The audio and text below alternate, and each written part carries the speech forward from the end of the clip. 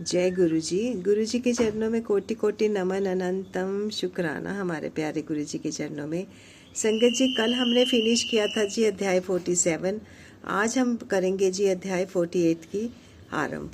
तो आज देखते हैं इसमें हम क्या पढ़ते हैं। संगत जी, ये तो हमें मालूम ही है कि शिव विवाह चल रहा है और बहुत ही मज़ा आ रहा है हमें शिव विवाह पढ़कर। ऐसे लग रहा है जैसे हम आंखों देखा हाल देख रहे होते हैं। तो आप भी इसमें शामिल होइए सब और शुरू करते हैं। शिव पार्वती के विवाह का आरंभ। हिमालय के द्वारा शिव के गोत्र में विषय में प्रश्न होने पर नारद जी के द्वारा उत्तर। हिमालय का कन्यादान करके शिव को दहेज देना तथा शिवा का अभिषेक।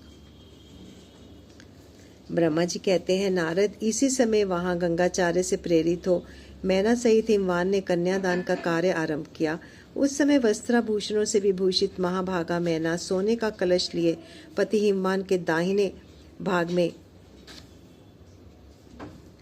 बैठी। तत्पश्चात पुरोहित सहित हर्ष से भरे हुए शैलराज ने पाद्य आदि के द्वारा वर का पूजन करके वस्त्र, चंदन और आभूषणों का द्वारा उनका वरण किया।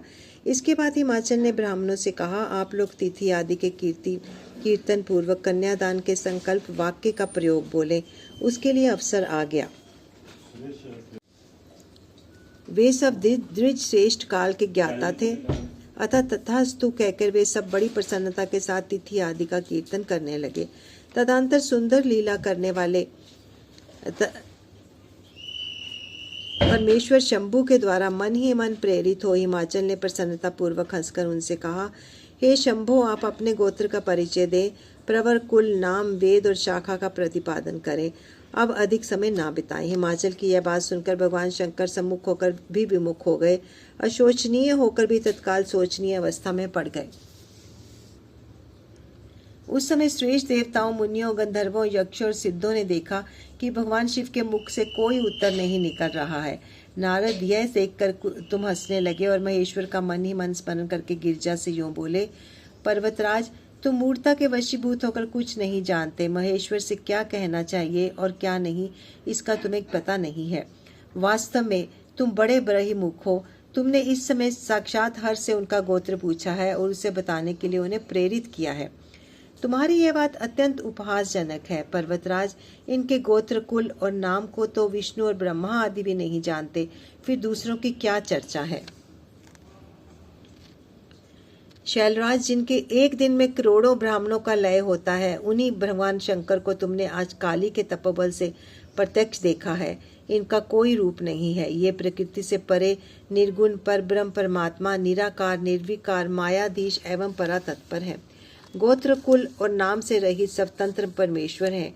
साथ ही अपने भक्तों के प्रति बहुत दयालु हैं। भक्तों की इच्छा से ही ये निर्गुण से सगुण हो जाते हैं। निराकार होते हुए भी सुंदर शरीर धारण कर लेते हैं और अनामा होकर भी बहुत से नाम वाले हो जाते हैं। ये गोत्रहीन होकर भी उत्तम गोत्र वाले हैं, कुलहीन होकर भी कुलीन हैं। पार्वती की तपस्या ही से ये आज तुम्हारे जमाता बन गए हैं, इसमें संशय नहीं है। गिरिश्रेष्ठ, इन लीला विहारी परमेश्वर ने चराचर जगत को मोह में डाल रखा है। कोई कितना भी बुद्धिमान क्यों ना हो, वह भगवान शिव को अच्छी तरह नहीं जानता। ब्रह्मा जी कहते हैं, मुने, ऐसा कहकर शिव की इच्छा से कार्य करने वाले तुम ज्ञानी देवऋषि ने शैलराज को अपनी वाणी से हर्ष करते हुए फिर इस प्रकार उत्तर दिया।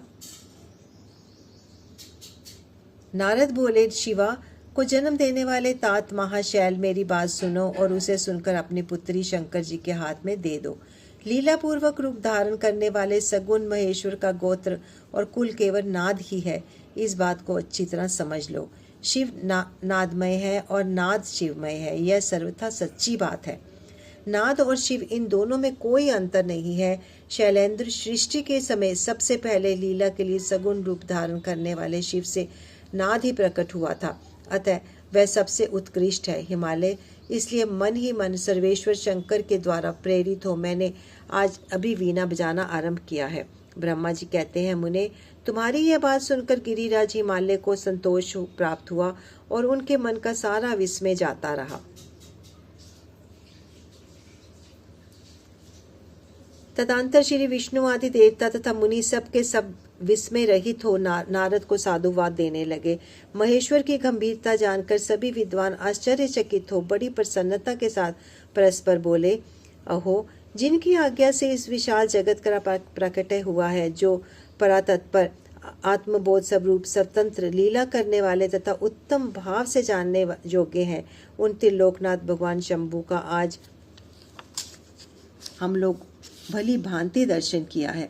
तदंतर हिमालय ने विभिन्न विधि के द्वारा भगवान शिव को अपनी कन्या का दान कर दिया। कन्या दान करते हुए वे बोले, इमा कन्या तुभ्यम ददामी परमेश्वर, भार्यार्थ परिग्रहणी प्रसीद सकलेश्वर। परमेश्वर, अपनी यह कन्या आपको देता हूँ, आप इसे अपनी पत्नी बनाने के लिए ग्रहण करें। सर्वेश्वर, इस कन्यादान से आप संतुष्ट हों। इस मंत्र का उच्चारण करके हिमाचल ने अपनी पुत्री त्रिलोक जननी पार्वती को उन महान देवता रुद्र के हाथ में दे दिया। इस प्रकार शिवा का हाथ शिव के हाथ में रखकर शैलराज मन ही मन बड़े प्रसन्न हुए। उस समय वे अपने मनोरथ के महासागर को पार कर गए थे। परमेश्वर महादेव जी ने प्रसन्न होकर वेद मंत्र के उच्चारण पूर्वक गिरिजा के कर कमल को शीघ्र अपने हाथ में ले लिया। मुने लोकाचार के पालन की आवश्यकता को दिखाते हुए उन भगवान शंकर ने पृथ्वी का स्पर्श कर कोदांत इत्यादि रूप से काम संबंधी मंत्र का पाठ किया। इस समय वहां सब और महान आनंददायक उत्सव होने लगा। पृथ्वी पर, अंतरिक्ष में तथा स्वर्ग में भी जय जयकार का शब्द गूंजने लगा। सब लोग अत्यंत हर्ष से भरकर साधुवाद देने और नमस्कार करने लगे। गंधर्वगण प्रेम पूर्वक गाने लगे, अप्सराएं नृत्य करने लगी। हिमाचल के नगर के लोग भी अपने मन में परम आनंद का अनुभव करने लगे। उस समय महान उत्सव के समय परम मंगल मनाया जाने लगा। मैं, विष्णु, इंद्र, देवगण तथा संपूर्ण मुनि हर्ष से भर गए। हम सबके मुखार विंद प्रसन्नता से खिल उठे। तदंतर शैलराज हिमाचल ने अत्यंत प्रसन्न हो शिव के लिए कन्यादान की यथोचित सांगता प्रदान की। तत्पश्चात उनके बंधुजनों ने भक्ति पूर्वक शिवा का पूजन करके नाना विधि विधान से भगवान शिव को उत्तम द्रव्य समर्पित किया। हिमालय ने दहेज में अनेक प्रकार के द्रव्य, रत्न, पात्र, 1,00,000 सुसज्जित गौएं, 1,00,000 सजे सजाए घोड़े, करोड़ हाथी और उतने ही सुवर्ण जटित रथ आदि वस्तुएं दी। इस प्रकार परमात्मा शिव को विधि पूर्वक अपनी पुत्री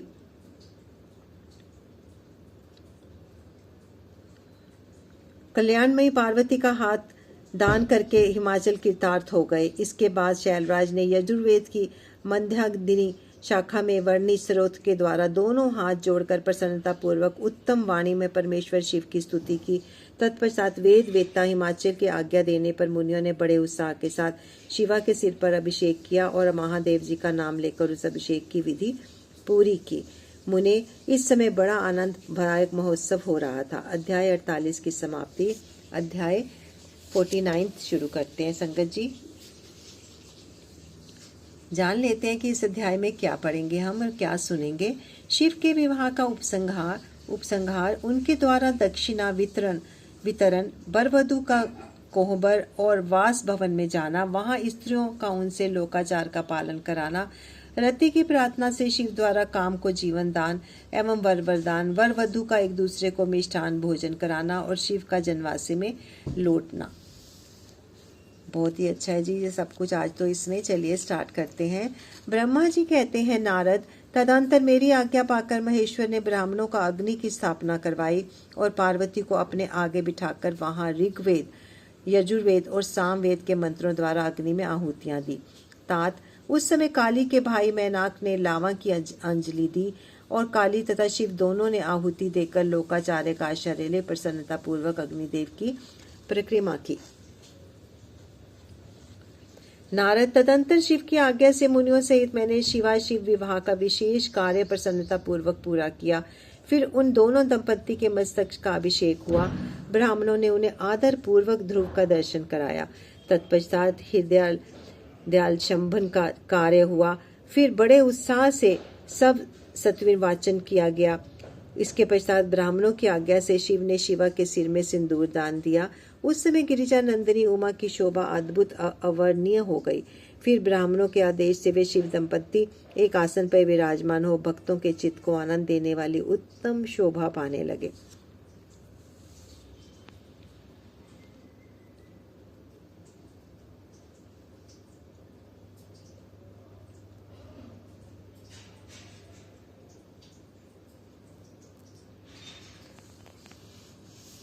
मुने। तदंतर अद्भुत लीला करने वाले उन नवदंपति ने मेरी आज्ञा पाकर अपने स्थान पर आकर सत्र प्रकाशन किया। इस प्रकार विधि पूर्वक उस वैवाहिक यज्ञ के पूर्ण हो जाने पर भगवान शिव ने मुझे लोक श्रेष्ठा ब्रह्मा को पूर्ण दान दिया। फिर शंभु ने आचार्य को गोदान किया। मंगलदायक जो बड़े बड़े दान बताए गए हैं वे भी सहर्ष संपन्न किए। तत्पश्चात उन्होंने बहुत से ब्राह्मणों को पृथक पृथक 100 स्वर्ण मुद्राएं दी, करोड़ों रत्न दान किए और अनेक प्रकार के द्रव्य बांटे। उस समय सब देवता तथा दूसरे दूसरे चराचर जीव मन में बड़े प्रसन्न हुए और जोर जोर से जय जयकार की ध्वनि करने लगे। सब और मांगलिक शब्द और गीत होने लगे। वाद्यों की मनोहर ध्वनि सबके आनंद को बढ़ाने लगी। इसके बाद श्री विष्णु, मैं, देवता, ऋषि तथा अन्य सब लोग गिरिजा से आज्ञा ले बड़ी प्रसन्नता के साथ शीघ्र ही अपने अपने डेरे में चले आए। उस समय हिमालय नगर की स्त्रियां आनंदमय हो शिव और पार्वती को लेकर कोहबर में गईं। वहां उन सब ने आदर पूर्वक वर वधु लोकाचार का संपादन करवाया। उस समय सब और परमानंद भगवान महान उत्सव छा रहा था। तदंतर वे स्त्रियां उन लोक कल्याणकारी दंपति को साथ लेकर परम दिव्य वास भवन कौतुकागार में गई। वहां भी प्रसन्नता पूर्वक लोकाचार का संपादन किया। इसके बाद गिरिराज की नगर की स्त्रियों ने समीप आकर मंगल कृत्य करके उन नव दंपति के लिए गृह में पहुंचाया और जय ध्वनि करते हुए उन गठबंधन की गांठ खोलने आदि का कार्य संपन्न किया। उस समय उन नूतन दंपति को देखने के लिए 16 दिव्य नारियां बड़े आदर के साथ शीघ्रता पूर्वक वहां आई। उनके नाम इस प्रकार हैं: सरस्वती, लक्ष्मी, सावित्री, गंगा, अदिति, शची, लोपामुद्रा, अनुंधति, अहल्या, तुलसी, स्वाहा, रोहिणी, पृथ्वी, शतरूपा, संज्ञा तथा रति। ये देवांगनाएं तथा मनोहारिणी देवकन्या, नागकन्या और मुनि कन्या भी वहां पर आ पहुंची। वहां जितनी स्त्रियां उपस्थित थीं उन सब की गणना करने में कौन समर्थ है। उनके दिए हुए रत्नमय सिंहासन पर भगवान शिव प्रसन्नता पूर्वक बैठे। उस समय उन्होंने शिव से नाना प्रकार की विनोदपूर्वक बातें कही। तदंतर प्रसन्नचित्त हुए पर महेश्वर ने अपनी पत्नी के साथ मिष्ठान भोजन और आचमन करके कपूर डाला हुआ पान खाया। इसी अवसर पर अनुकूल समय जानकर प्रसन्न हुई रति ने दीन वत्सल भगवान शंकर से कहा,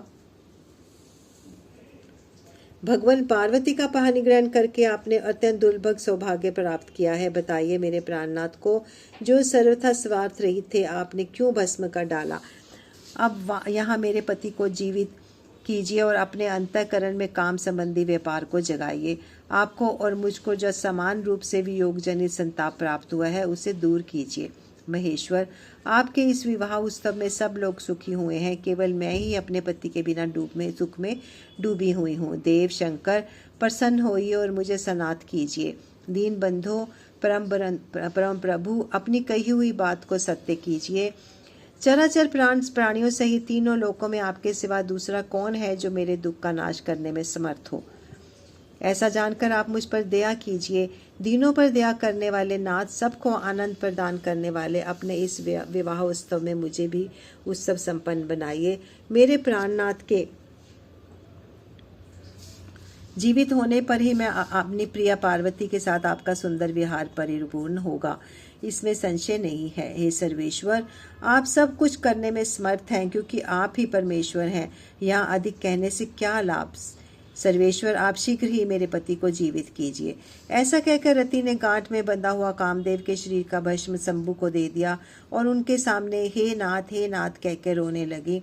रति का रोदन सुनकर सरस्वती आदि सभी स्त्रियां देवियां रोने लगी और अत्यंत दीन वाणी में बोली, प्रभु, आपका नाम भक्त वत्सल है, आप दीन बंधु और दया के सागर हैं, अतः काम को जीवन दान दीजिए, रति को उत्साहित कीजिए, आपको नमस्कार है। ब्रह्मा जी कहते हैं, नारद, उन सब की यह बात सुनकर महेश्वर प्रसन्न हो गए। उन करुणा सागर प्रभु ने तत्काल ही रति पर कृपा की। भगवान शूल पाणी की अमृतमयी दृष्टि पड़ते ही पहले जैसा रूप, वेश और चिन्ह से युक्त अद्भुत मूर्तिधारी सुंदर कामदेव उस भस्म से प्रकट हो गया। अपने पति को वैसे ही रूप, आकृति, मंद मुस्कान और धनुष बाण से युक्त एक रति ने महेश्वर को प्रणाम किया। वह कृतार्थ हो गई। उसके प्राणनाथ की प्राप्ति कराने वाले भगवान शिव का अपने जीवित पति के साथ हाथ जोड़कर बारंबार स्तुति किया। पत्नी सहित काम की हुई प्रस्तुति को सुनकर दया हृदय भगवान शंकर अत्यंत प्रसन्न हुए और इस प्रकार बोले। शंकर ने कहा, मनोभाव पत्नी सहित तुमने जो स्तुति की है उससे मैं बहुत प्रसन्न हूँ। स्वयं प्रकट होने वाले काम, तुम वर मांगो, मैं तुम्हें मनवांछित वस्तु दूंगा।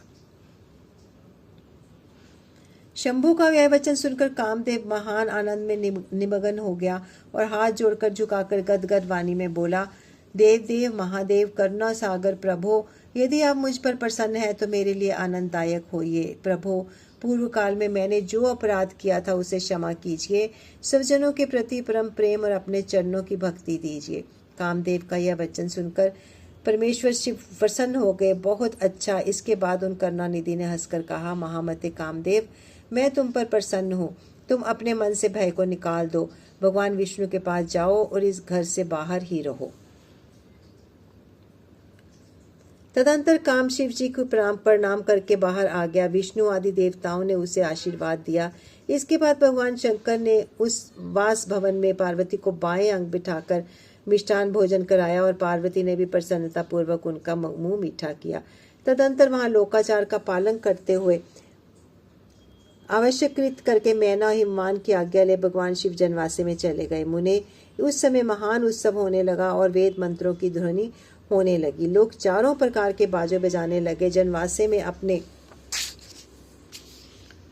स्थान पर पहुंचकर शिव ने लोकाचारवश मुनियों को प्रणाम किया। श्री हरि और मुझे भी मस्तक झुकाया। फिर सब देवता आदि ने उनकी वंदना की। उस समय वहां जय जयकार, नमस्कार तथा समस्त विघ्नों का विनाश करने वाली शुभदायिनी वेद ध्वनि भी होने लगी। इसके बाद मैंने भगवान विष्णु ने तथा इंद्र ऋषि और सिद्ध आदि ने शंकर जी की स्तुति की। गिरजा नायक महेश्वर स्तुति करके वे विष्णु आदि देवता प्रसन्नता पूर्वक उनकी यथोचित सेवा में लग गए। तत्पश्चात लीला पूर्वक शरीर धारण करके महेश्वर शंभु ने उन सबको सम्मान दिया। फिर उन परमेश्वर को आज्ञा पाकर वे विष्णु आदि देवता अत्यंत प्रसन्न हो अपने अपने विश्राम स्थान को गए। अध्याय 49 से 51 की समाप्ति। कल हम पढ़ेंगे संगत जी अध्याय 52 और यहीं पर विराम लेते हैं। गुरु जी से आज्ञा लेते हैं। संगत जी, ओम नमः शिवाय। शिव जी सदा सहाय। ओम नमः शिवाय। गुरु जी सदा सहाय। Thank you Guru ji. Thank you so much Guru ji. Thank you so much. शुक्राना गुरु जी। शुक्राना शुक्राना शुक्राना गुरु जी। जय गुरु जी।